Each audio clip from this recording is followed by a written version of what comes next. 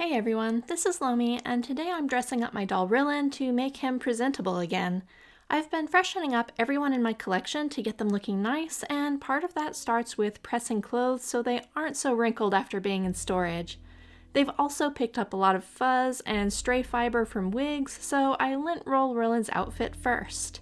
I made this outfit on my channel a few years ago, and it's what I consider Rhyllyn's official outfit, but he hasn't worn it for a few years and it's time to get him back to looking like himself.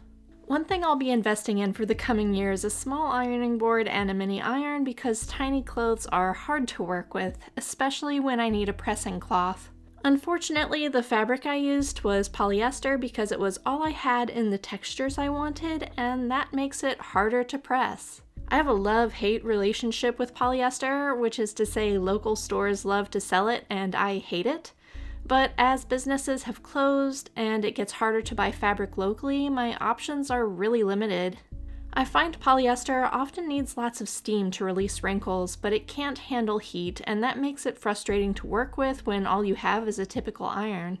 I use the tip of the iron to kinda push wrinkles toward the edges before I put steam on it, but I have to keep the iron on a cotton pillowcase to keep the heat from damaging the doll clothing. But getting some of the wrinkles out is important for making this look nice, so I deal with it, and then head upstairs to the studio to dress up my boy. Rhyllyn was probably my biggest Grail doll. He's a Lottie doll Ray Christopher, and I have him on a Mayu doll body with some hybrid parts. Over the years, the body has yellowed, so it doesn't match the head well anymore, which is kind of funny because this is one of my oldest doll heads, made in, I think, 2008.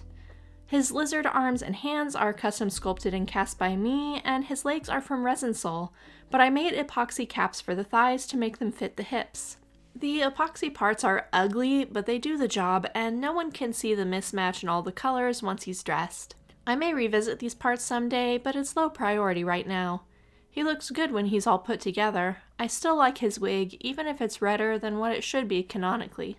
Rhyllyn is one of the characters from my epic fantasy series, The Snake's Blood Saga, and he sort of becomes best known for being Rune's little brother, but they aren't related. They're put together on purpose by the mages because they're both afflicted by the same corrupted magic that makes them something other than human. And while Rune sees the magic as a problem, Rhyllyn sees it as one of the best things that ever happened to him because it gave him back a family. Dressing the dolls that have the lizard feet is always a challenge because the feet are so large. This is why I tend to favor pants with elastic in the cuff or laces up the sides. It's not quite as hard for Rhyllyn as it is for Rune, and that's funny since it mirrors their experiences being what they are.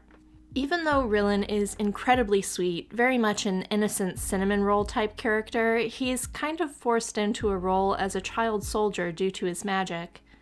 It doesn't take very long for Rune to become very protective of Rhyllyn because of that, because he's spent his whole life being used for his magic, and he doesn't want Rhyllyn to be robbed of his freedom or autonomy like he was.